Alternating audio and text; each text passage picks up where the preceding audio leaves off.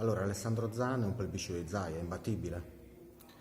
Zaia è molto forte, in Veneto lo sapevamo, è stata una campagna elettorale impari perché appunto durante l'emergenza Covid Zaia aveva campo libero nelle TV, nei media, nei social network. Questo però risultato non deve far venire meno il centro-sinistra la voglia di continuare a combattere perché guardando i risultati Zaia non ha prodotto nulla per questa regione. Solo grande propaganda, ma se andiamo a vedere i fatti, molto poco. Ed è per questo che il centro-sinistra deve creare un'alternativa vera e ci sono davanti 5 anni per poterci lavorare con un rinnovo della classe dirigente, con più donne, con più giovani.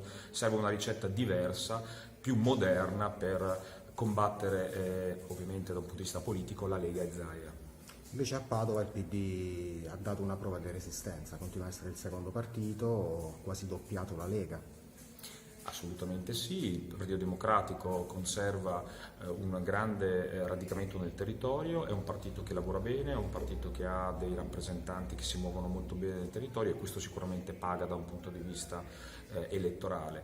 Durante l'emergenza Covid le persone hanno capito che serve una risposta solida ai problemi e partiti come il Partito Democratico, che ha una lunga tradizione e una lunga esperienza, ha saputo dare probabilmente questa risposta e questa rassicurazione ai cittadini.